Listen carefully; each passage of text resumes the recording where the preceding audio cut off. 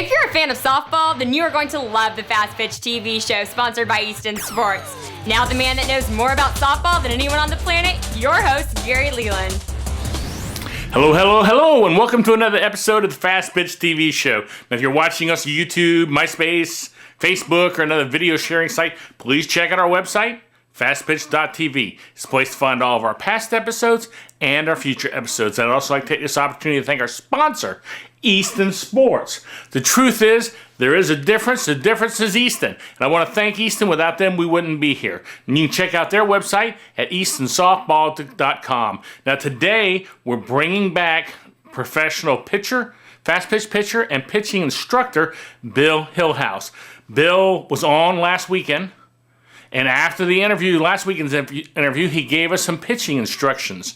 So today we're going to watch the pitching instructions or pitching tips that he gave us. He gave us two of them, and they were both about 5 minutes each, so I'm going to play them back to back, okay? So this is some pitching instructions or tips, or just his philosophy on pitching. So let's watch it, and I hope you enjoy it. One of the basic philosophies that I try to instill into young pitchers and their parents as we're going over the fundamentals of pitching mechanics is that high and low pitches are generally timing related problems. Inside and outside pitches are mechanics related problems. And teaching a pitcher how to identify what they've done right and what they've done wrong based on where the ball goes a long way in teaching her how to correct the problems in games and in practice situations. Now, pitchers, right-handed for example, who have a tendency to throw inside to right-handed batters, do so more often than not because they've been taught to bring their hip and their hand through at the exact same time. As they bring in their hip, their hand through at the exact same time, what happens is the ball has to change directions to get around my body, and it gets pushed inside to where a right-handed batter is. Conversely, when somebody throws outside to a right-handed batter, it's generally because they got the ball through their hips okay, but their shoulder was offline when they went to let go. You bring the shoulder right back in line, ball goes straight towards the catcher. So generally speaking, outside pitches are a tendency because of the shoulder, inside pitches are because of the hip. Now the inside pitches problem happens a lot more than the outside because of the follow through that many young girls are taught. Girls are taught for the most part to bring their hip and their hand through, and they finish straight up with the elbow pointing to the catcher. Now I'm more of a believer that the underhand motion is the overhand motion turned upside down. And when you go to throw a ball overhand, our arm does not come straight down here. It actually comes across your body. Power in sports, regardless of the sport, is done across your body. It's not done straight forward. So whether you're talking about boxing where jabs are straight and the knockout punch comes across, or whether you're talking about volleyball where they throw the ball up and they spike it with everything they got, they come down across their body. Pitching here is no different. I don't want to simply bend my elbow straight up. I need to whip my elbow.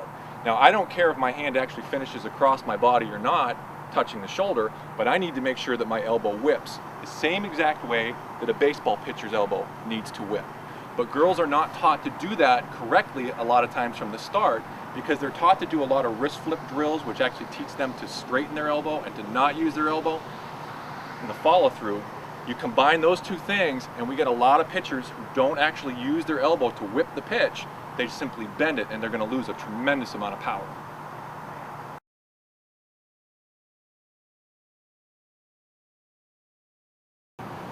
One of the more common pitching styles today that many girls are taught and they just simply copycat is this rocker style motion where they start here and they bring their hand straight back like this. Now, personally, I don't pitch this way. I'm not a fan of it for three different reasons. Number one, as soon as a pitcher drops out and comes back like this, they have a tendency to lock their elbow. Now, 99 out of 100 girls that lock their elbow never unlock their elbow on the way down. Their elbow stays completely stiff, and they actually bring the ball and their elbow down at the exact same time. This completely negates any whip that they would get out of their elbow, which is absolutely essential for any pitcher to throw their hardest. So, number one, they've locked their elbow. Number two, as soon as they drop out of their glove, they've shown the batter the ball prematurely. Not only have they shown the batter the ball prematurely and the batters now can focus on the ball, but they're also showing the grip that they have on the ball. And anybody who doesn't think that hitters today, the great hitters, are able to see the grip that you have on the ball when you bring the ball out of your glove is kidding themselves. Great hitters are great hitters, not because they're lucky, it's because they know what to look for in pitchers. You're giving it to them like this. We don't want to show the batter the ball. We don't want to show them what pitch we're going to throw. In the same spirit that our catchers don't just put signals up in the air, they actually hide the signals from everybody. Pitchers need to be hiding the ball from everybody as well. And the third reason I'm not a big fan of doing this motion is that when they go to get their momentum going forward, not only is their elbow locked, not only are they showing the ball to the batter, but they have a tendency to only have one arm helping their momentum go forward. If only one arm is helping their momentum go forward, they're losing the other half. And think of how you jump up in the air if you're playing basketball or any other sport. You use both of your arms to spring up in the air.